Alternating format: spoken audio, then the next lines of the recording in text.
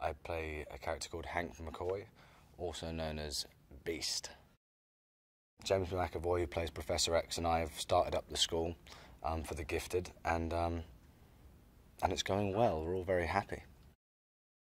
Raven turns up at the house, 10 years since Hank has seen her. Obviously a shock.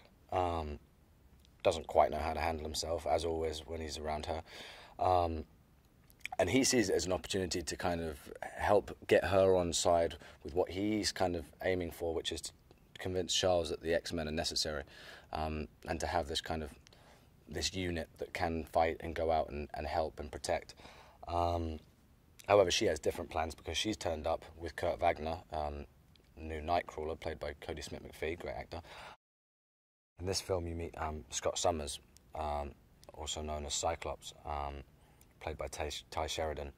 And so when you first meet Cyclops, Scott in this movie, he's discovering his superpower but can't control it, and so he's in a bit of a pickle.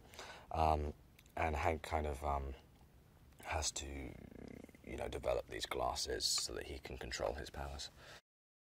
So you have Ben Hardy playing Angel, who's obviously, you kind of have two forms of Angel in this movie. You have kind of standard Angel and then Apocalypse Archangel sort of thing, when he becomes, his wings turn metal and can fire blades and do all sorts of cool stuff. You have Olivia Munn playing Psylocke, who has like a big blade hand that can kind of cut through stuff. I don't fully understand what it's made of, but she can like grow like blades and stuff for her hands. And then you have Alex Shipp, who is playing Storm, who obviously we know from other X-Men movies, ends up kind of being part of the X-Men. But when you first meet her in this movie, she is recruited by Apocalypse to try and clean up. Obviously, Magneto, Michael Fassbender, who, when you first meet him in this movie, is he's happy as well. He's found some peace. He's in Poland, has a wife and child, and everything is. He's kind of hiding his powers, living a normal life. But then something goes wrong at the factory he's working at one day, and he tries to do the noble thing of saving someone. But then obviously, people recognise that he has superpowers, and they're not happy about having a mutant amongst them, and so they turn up at his house in this horrible scene where they kind of kill his family, and obviously that kind of sparks that rage in him again, and he kind of goes on a revenge mission. They're a really fun bunch and talented actors, and it's exciting to see these characters come back to life as well. Apocalypse is played by Oscar Isaac, obviously an incredible actor. Ex Machina, Inside Llewyn Davis, just countless brilliant movies. The time displacement and jumping back and forth and all that, it was quite incredible. So obviously they have to step up to the plate on this one. So obviously bringing in Apocalypse, but then also starting these new stories of creating these iconic characters from a younger age, bringing them into the film. And then also, I mean, we've started shooting the third act, not a whole lot of it yet, but we started shooting it, and from what I've heard, a lot of talk around set about the previs and what the stunt team have planned and all these things. That final kind of third of the movie is going to be spectacular and bigger than anything ever attempted on an X-Men movie so far, just in terms of what Magneto's doing, what Apocalypse is doing. We end up in Cairo, they're building pyramids out of stuff, we're like all fighting. There's quite some incredible stuff to come from that, I think.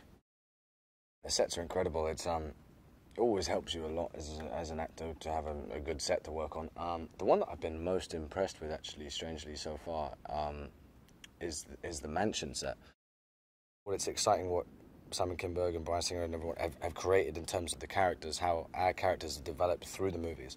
So that's always nice, and to see the relationships build and grow between myself and Charles and Mystique and all those things. That's always exciting whenever you get through one of these scripts. But then it's nice to see the origins of these characters, like Jean Grey that Sophie Turner's playing, and Cyclops that I mentioned earlier, and all these new characters, seeing how they began, because you never really saw that in the old X-Men movies. So it's exciting to be part of that development. Louise is fantastic. She's such a phenomenal costume designer. As you can see, I'm dressed in baggy 80s suits and clothes, which she kept on laughing at me. Oh, I've got cool socks as well. I don't know if you can see those, just in case I don't make them in the movie. And this great 80s Casio calculator watch as well. Comes in very handy.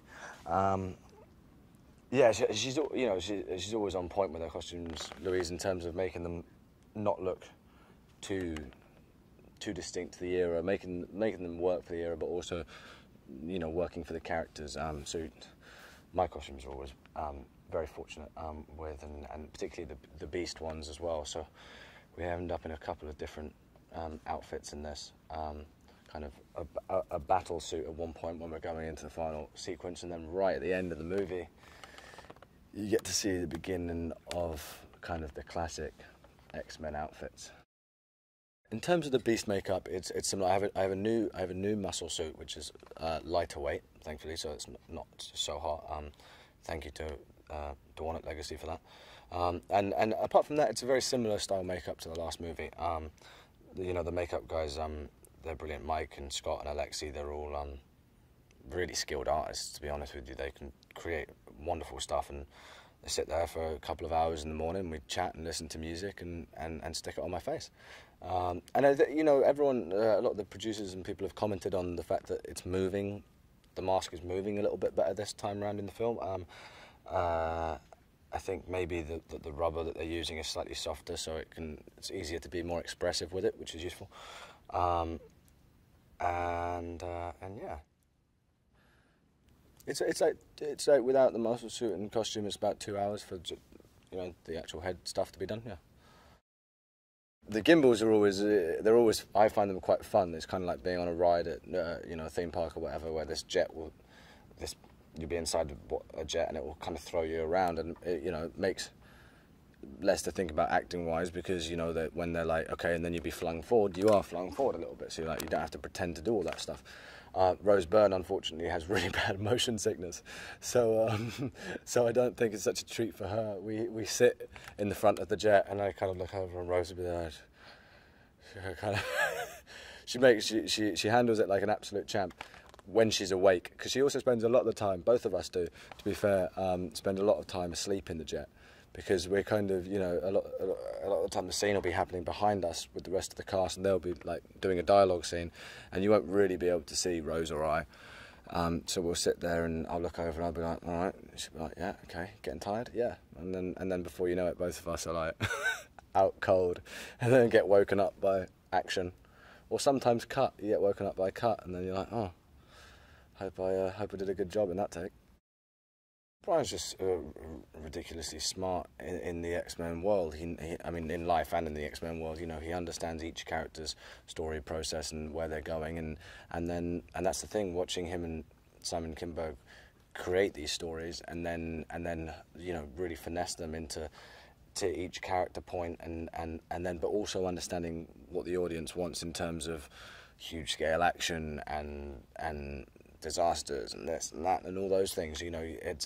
It's creating a spectacle. People don't want to go to the cinema so much nowadays unless they feel it's worth going to the cinema. Otherwise, you'll sit at home watching a movie on your TV. So you need something huge to make it to the theatre, I think. And Brian's a master of that. Hopefully, previous fans will still love it and enjoy how the characters and stories are developing, and hopefully there'll be people that see this that haven't seen the old ones and go, oh, cool, okay, maybe it's worth checking out the old ones, but also I like this as a standalone movie, and they're doing some cool stuff. That would be the best result, I think.